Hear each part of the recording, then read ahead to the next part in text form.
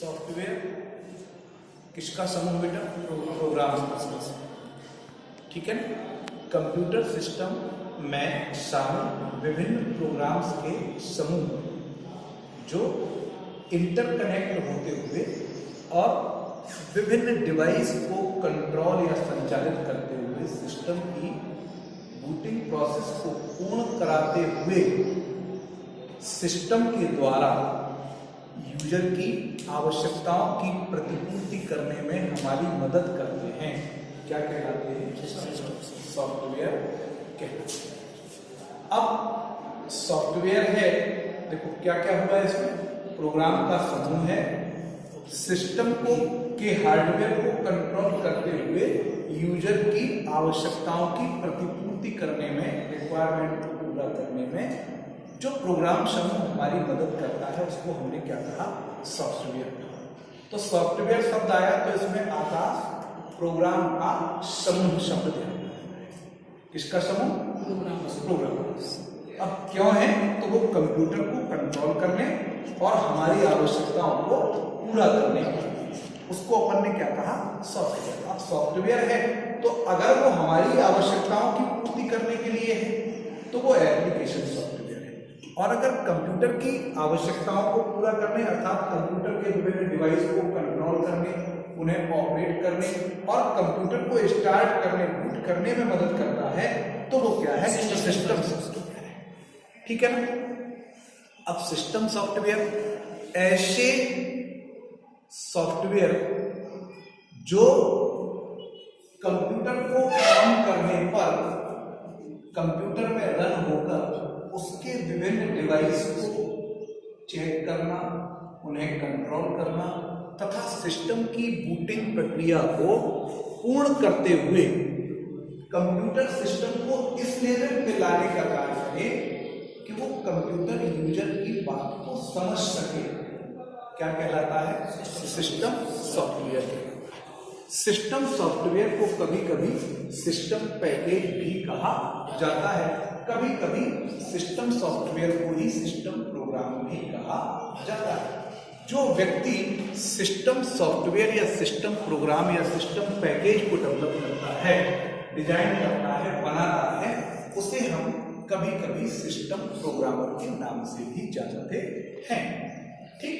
अब system software है, कोई भी सॉफ्टवेयर प्रोग्राम का समूह है और प्रोग्राम को बनाने वाला प्रोग्रामर होता है और प्रोग्रामर प्रोग्राम को बनाता है किसी न किसी लैंग्वेज का प्रयोग करते हुए।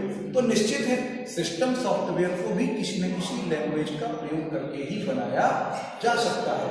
अब प्रारंभिक काल में system software low level language में बनती थी और वो लैंग्वेज हुआ करती थी सामान्यतः या तो मशीन लैंग्वेज या असेंबली। ठीक है। लेकिन समय बदला और अब चूंकि उन लैंग्वेज का प्रयोग नहीं हो रहा है तो हाई लेवल लैंग्वेज में भी सिस्टम सॉफ्टवेयर को डेवलप करने की सुविधा उपलब्ध कराई। कहने का तात्पर्य यह है कि वर्तमान समय में सिस्टम सॉफ्टवेयर को भी हाई लेवल लैंग्वेज में ही डेवलप किया जाने लगा है, जबकि प्रारंभिक काल में सिस्टम सॉफ्टवेयर को हम किस में डेवलप करते थे? लो लेवल लैंग्वेज अर्थात या तो मशीन लैंग्वेज या असेंबली लैंग्वेज में डेवलप करते थे। ठीक है। अब एग्जाम्पल दिया सिस्टम सॉफ्टवेयर के, तो जितने भी ऑपरेटिंग सिस्टम हैं वे सब के सब क्या हैं? एग्जाम्पल है किसके? सिस्टम सॉफ्टवेयर के। इसको अपन याद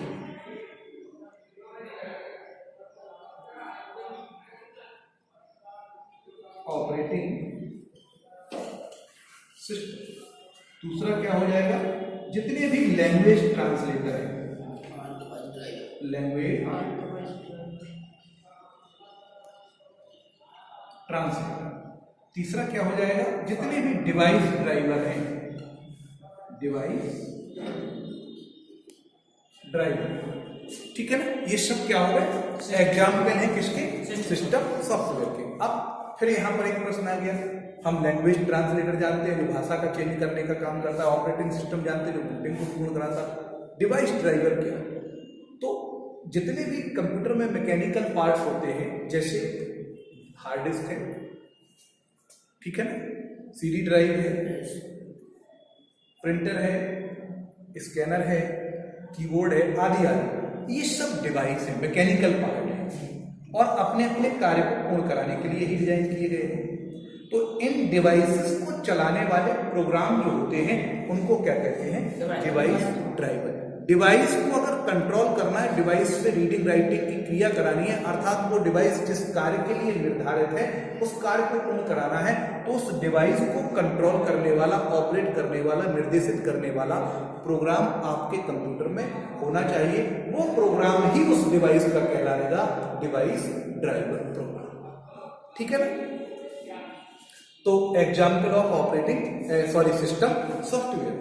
अब फिर प्रश्न आता कि सिस्टम सॉफ्टवेयर है तो ये कंप्यूटर में है क्या? भाई हर सॉफ्टवेयर का कंप्यूटर में कोई ना कोई कार्य है।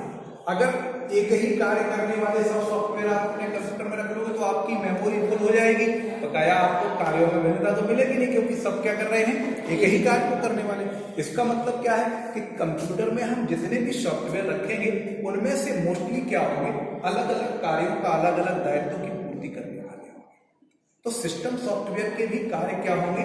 अलग अलग होना चाहिए, एप्लीकेशन की अलग होना चाहिए। अब कौन से ऐसे कार्य हैं जिनको हम सिस्टम सॉफ्टवेयर की मदद से पूर्ण करा सकते हैं? तो देखो, सबसे पहला काम अपने कंप्यूटर के विभिन्न डिवाइस को चेक करना, सही है कि खराब है, ये चेकिंग का काम चलता होगा। कौन करेगा चेक? System software. अब सिस्टम सॉफ्टवेयर ने जब ये चेक कर दिया कि उसके डिवाइस सब ठीक है, तो अब सिस्टम कंप्यूटर को क्या होना चाहिए? बूट होना चाहिए। तो इस बूटिंग प्रोसेस को कौन पूर्ण करेगा? सिस्टम सॉफ्टवेयर पूर्ण करेगा।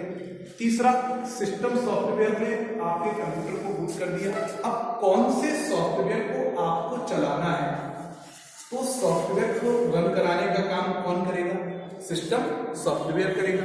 अब आपके सॉफ्टवेयर को रन कराने के लिए कितने मेमोरी की जरूरत है, सीपीयू का कितना भाग चाहिए, ये सब निर्धारित करने का काम कौन करेगा? सिस्टम सॉफ्टवेयर करेगा। ठीक है ना? कहने का मतलब क्या है? बहुत सारे कार्य कौन पूर्ण करता है? सिस्टम। अब आपने रन करा दिया, अब उस एप्लीकेशन सॉफ्टवेयर के रन होने के लिए जो विंडो चाहिए, बेस विंडो, वो कौन प्रोवाइड करेगा? सिस्टम सॉफ्टवेयर करेगा। अब अगर सिस्टम सॉफ्टवेयर ना होता तो आपके लिए वर्किंग आसान होती कि कठिन होती? तो यूजर के लिए कंप्यूटर का यूटिलाइजेशन सरल करना, सो सिंपल करना, ये किसका काम है? System software. इसका मतलब क्या हुआ कि इसके बिना ना तो हमारा कंप्यूटर चल रहा है, इसके बिना हमारे डिवाइस चेक नहीं हो रहे, इसके बिना हमारा सॉफ्टवेयर रन नहीं हो रहा, इसके बिना हमें काम करने की सुविधा नहीं मिल रही।